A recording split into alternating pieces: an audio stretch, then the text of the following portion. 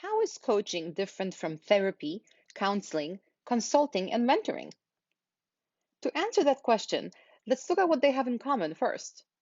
In all five, the client, as an individual or organization, needs to overcome some internal or external challenges in order to meet their desired outcome. That's where the similarity ends.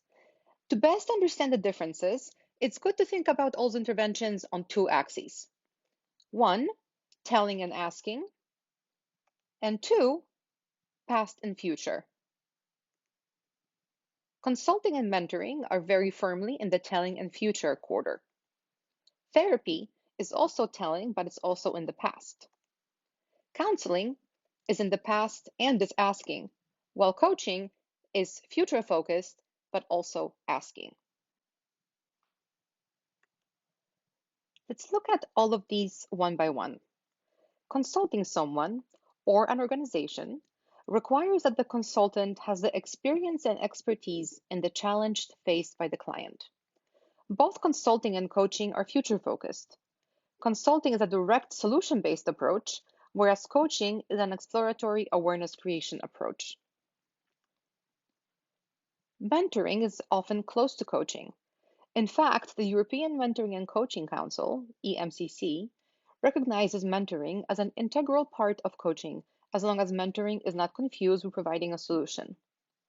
Many corporate executives are more comfortable with a coach who has walked the talk, with experience and expertise to also mentor them within a coaching framework. They are not looking for theorists, but practitioners who can help them find a solution. Most coaches do wear the mentor's hat on occasion. Next, we have therapy. Many psychological interventions focus on uncovering the past in order to help the client overcome traumas. All of these sorts of therapies are focused on the past and, to some extent, are based on the directive telling approach. Carl Rogers attempted to change this to a client centric, explorative approach, resulting in counseling as an intervention. Coaching is a far more future based, asking approach, and coaches are generally warned not to follow therapeutic approaches, even if they are qualified without explicit client permission. Counseling is much closer to coaching than other psychological therapeutic interventions. It is more focused on listening and asking. However, its focus is still more on helping the client overcome past experiences, especially ones dealing with emotional traumas. Many subjects that traditionally were counselors' space of expertise, such as relationship, grief, and loss, are now capably handled by coaches using outcome oriented approaches.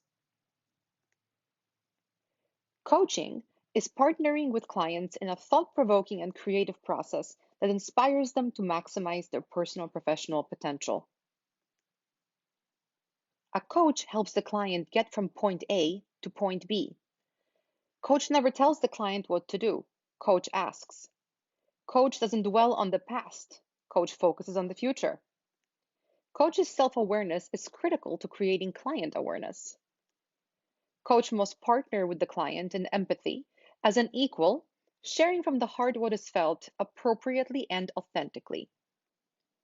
Coach's role is to be present and listen actively so that the coach can ask questions that generate insights for the client. This can only be achieved if the coach offers unconditional positive regard for the client, the belief that the client can achieve their goal, move from point A to point B. Do you want to become a coach? Join our accredited coach training program. Visit coacharya.com for more information. That's COACHARYA.com.